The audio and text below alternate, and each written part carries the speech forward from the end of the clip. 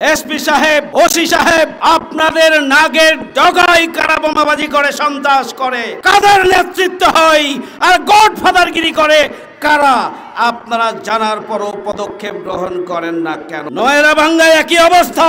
ওখানে একজন নেতা আছেন যিনি বোমাবাজি করেন, সন্ত্রাস করেন, চাঁদাবাজি করেন, এবং এই দুই ইউনিয়নের দুইজন একত্রিত হয়ে অত্র এলাকার মানুষকে জিম্মি করে রেখেছেন। ভালো আছেন সবাই? আল্লাহর মেহেরবানি, আলহামদুলিল্লাহ। এক আতঙ্ক এবং সংকটের সংশয়ের এক ইউনিয়নের নাম হচ্ছে রানীহাটি ইউনিয়ন।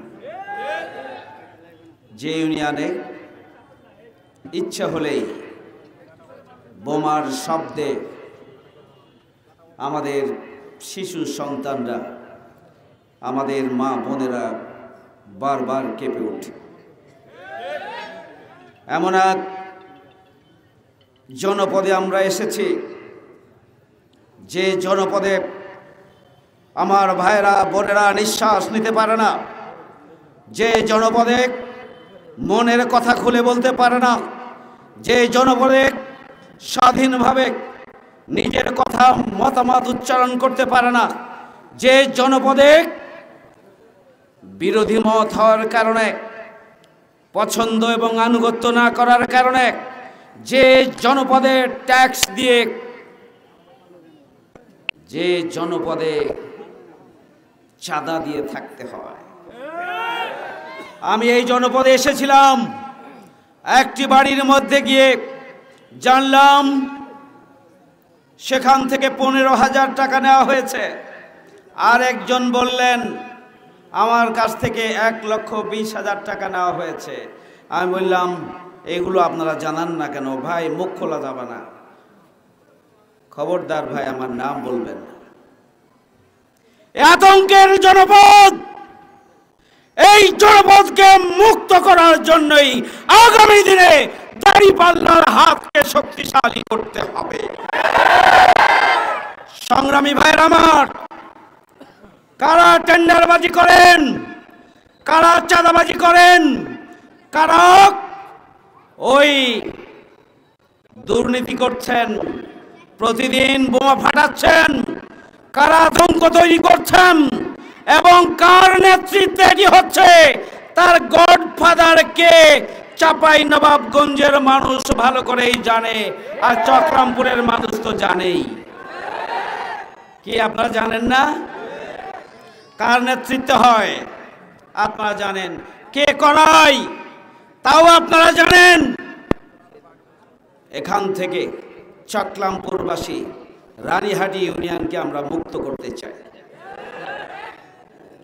সংগ্রামী ভাইয়ের আমার, আমি শুনতে পাচ্ছি যে এই এলাকার একটা দলের নাম করে ওই নদীর তীর পর্যন্ত দখলের প্রতিযোগিতা চলছে। দুর্ভাগ্যজনক।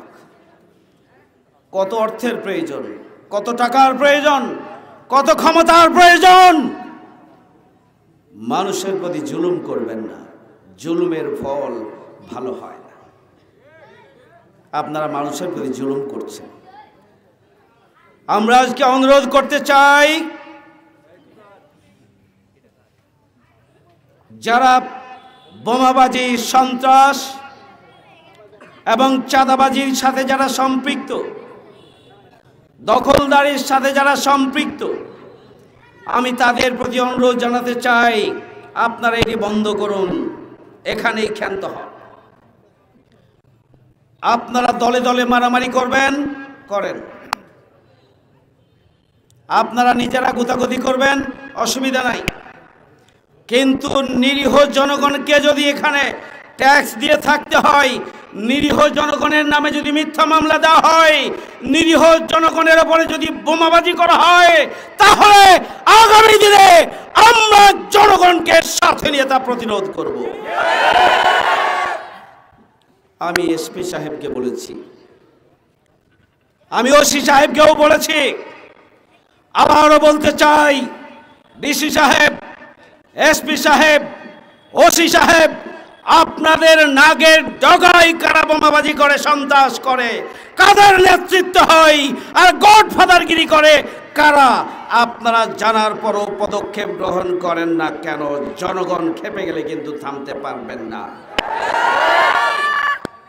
নয়না ভাঙ্গা একই অবস্থা, নয়না ভাঙ্গা একই অবস্থা। ওখানে একজন নেতা আছেন যিনি বোমাবাজি করেন, সন্ত্রাস করেন, চাঁদাবাজি করেন, এবং এই দুই ইউনিয়নের দুইজন একত্রিত হয়ে অত্র এলাকার মানুষকে জিম্মি করে রেখেছেন। আমরা এলাকার মানুষের জিম্মি দশা থেকে আমরা তাদেরকে সুরক্ষা দিতে চাই। আমরা আইন হাতে তুলে নিতে চাই না, কিন্তু আমরা পুলিশ প্রশাসনকে বলতে চাই, এমন পরিস্থিতি যদি অব্যাহত থাকে তাহলে জনগণ যদি আইন তুলে নেয় হাতে, তখন কিন্তু আপনারা এটি নিয়ন্ত্রণ করতে পারবেন না। আমরা আইনে বিশ্বাসী, আমরা ধৈর্যে বিশ্বাসী, আমরা আল্লাহকে ভয় করি, আমরা দুনিয়ার কোনো রাষ্ট্র শক্তিকে পরোয়া করি নাই। আর এই সব তো চুনোপুঁটি। আমরা একটা ফ্যাসিস্ট অপশক্তির বিরুদ্ধে ফাঁসির মঞ্চে দাঁড়িয়েছি। আমরা হাসতে হাসতে আমরা ফাঁসির রশ্মি আমাদের গলায় নিয়েছি। আমাদের শীর্ষ নেতৃবৃন্দ জীবন দিয়েছে। আমাদের আমিরে জামাত থেকে শুরু করে কোরআনের পাখি আল্লামা দেলোয়ার হোসেন সাঈদী সহ 11 জন শীর্ষ নেতাকে হত্যা করা হয়েছে। 5 শতাধিক নেতাকর্মীকে নির্মমভাবে হত্যা করা হয়েছে।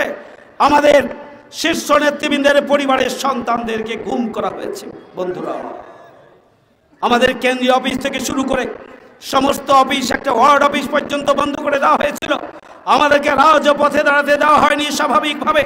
আমাদের গণতান্ত্রিক অধিকার, আমাদের রাজনীতি করার অধিকার, আমাদের কথা বলার অধিকার, স্বাধীনভাবে মত প্রকাশের অধিকার কেড়ে নেওয়া হয়েছিল। বন্ধুরা আমার, শুধু তাই নয়, আমাদের পার্টিকে ব্যান করা হয়েছিল, আমাদের নিবন্ধন কেড়ে নেওয়া হয়েছিল, আমাদের প্রতীকের দাড়িপাল্লাকে পর্যন্ত কেড়ে নেওয়া হয়েছিল। সংগ্রামী বন্ধুরা আমার, কিন্তু এদেশের মানুষ সাক্ষী, হাজারো জুলুম, নির্যাতন, নিপীড়নের মুখেও আমাদেরকে নিশ্চিহ্ন করার সকল চক্রান্ত এবং ষড়যন্ত্রকে ব্যর্থ করে দিয়ে আমরা টিকে আছি বাংলাদেশে। আমরাই বাংলাদেশে টিকে থাকবো ইনশাআল্লাহ। সুতরাং আমাদের কেউ চক্ষু রাঙাবেন না। আমরা কাউকে চোখ রাঙাতে চাই না, আমরা কারো বাড়া ভাতে মই দিতে চাই না। জনগণ যদি আপনাদের চাই, জনগণ আপনাদের ভোট দেবে, কিন্তু জনগণকে জিম্মি করে নির্বাচনী বৈতরণী পার হওয়ার যে কোনো চক্রান্তের দাঁত ভাঙ্গার জবাব আমরা দেব। সংগ্রামী বন্ধুরা আমার, আপনারা সুশৃঙ্খলভাবে জামাত ইসলামী দাঁড়িপাল্লার পক্ষে আপনারা ভূমিকা পালন করবেন, আপনারা আপনাদের দায়িত্ব পালন করবেন। আপনারা জনগণের কাছে ইসলামের আদর্শিক সৌন্দর্যকে পৌঁছে দেবেন। দাঁড়িপাল্লার পক্ষে ভোট চাওয়ার জন্য আপনারা স্বাধীন মতো স্বতঃস্ফূর্তভাবে নিজেরা সাহসিকতার সাথে ভূমিকা পালন করবেন।